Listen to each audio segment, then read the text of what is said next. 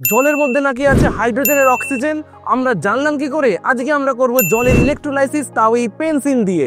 তাহলে চলো আর দেরি না করে আমরা শুরু করি জলের ইলেকট্রোলাইসিস উইথ পেন্সিল।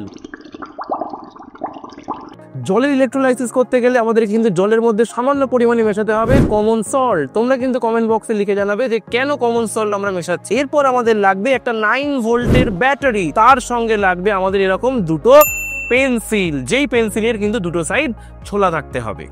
এবং এই পেন্সিলটাকে আমরা গ্লাসের মধ্যে লাগানোর জন্য এরকম ছোট একটা স্পঞ্জের টুকরো আমরা কেটে নেবো, যেই স্পঞ্জের টুকরোর মধ্যে আমরা দাগ করে নিয়েছি পজিটিভ এবং নেগেটিভ।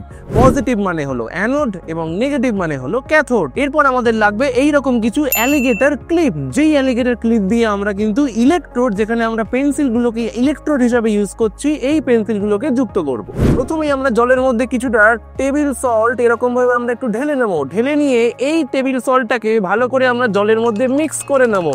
যেটা আমরা স্পঞ্জের টুকরো নিয়েছিলাম, সেই স্পঞ্জের টুকরোর মধ্যে একটা পজিটিভ প্রান্তে আমরা একটা পেন্সিল প্রবেশ করিয়ে দিলাম, আর একটা নেগেটিভ প্রান্তে আমরা আর একটা পেন্সিল এরকম ভাবে প্রবেশ করে দিলাম। যেই দুটো পেন্সিল কিন্তু আমাদের দুটো ইলেকট্রোড হিসেবে কাজ করছে। এবার আমরা এইটাকে যুক্ত করব জলের মধ্যে এই রকম ভাবে। নেক্সট কাজ হলো এই ব্যাটারিটাকে আমি ইলেকট্রোডের সঙ্গে কানেক্ট করব অ্যালিগেটর ক্লিপ দিয়ে। এই হচ্ছে আমাদের অ্যালিগেটর ক্লিপ। যেই অ্যালিগেটর ক্লিপের এই দিকের প্রান্তটাকে আমরা ব্যাটারির সঙ্গে যুক্ত করব প্রথমে।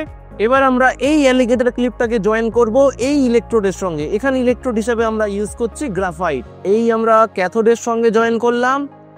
এবার আমরা অ্যানোডের পজিটিভ এন্ডের সঙ্গে আমরা অ্যানোডটাকে জয়েন করছি। এই যে দেখতে পাচ্ছ, এইটা হচ্ছে আমাদের ক্যাথোড, যেই ক্যাথোডের মধ্যে কিন্তু বেশি পরিমাণে বাবলস তৈরি হচ্ছে, আর ওই দিকে যেটা আছে সেটা হলো হচ্ছে অ্যানোড। অ্যানোডে কিন্তু অপেক্ষাকৃতভাবে কম পরিমাণে বাবলস তৈরি হচ্ছে। ক্যাথোডে আমরা যে গ্যাসটা পাই সেটা হলো হাইড্রোজেন, এবং অ্যানোডে যে গ্যাসটা পাই সেটা হচ্ছে আমরা অক্সিজেন। এইভাবে কিন্তু আমরা জলের ইলেকট্রোলাইসিস করে সহজেই ঘরে আমরা বোঝাতে পারি জলের মধ্যে হাইড্রোজেন আছে এবং অক্সিজেন আছে। তাহলে বলো তো, এই যে হাইড্রোজেন আর অক্সিজেন উৎপন্ন হলো, এর ভরগত আর আয়তনগত অনুপাত কত? অবশ্যই কিন্তু কমেন্ট সেকশনে লিখে জানাবে। টাটা।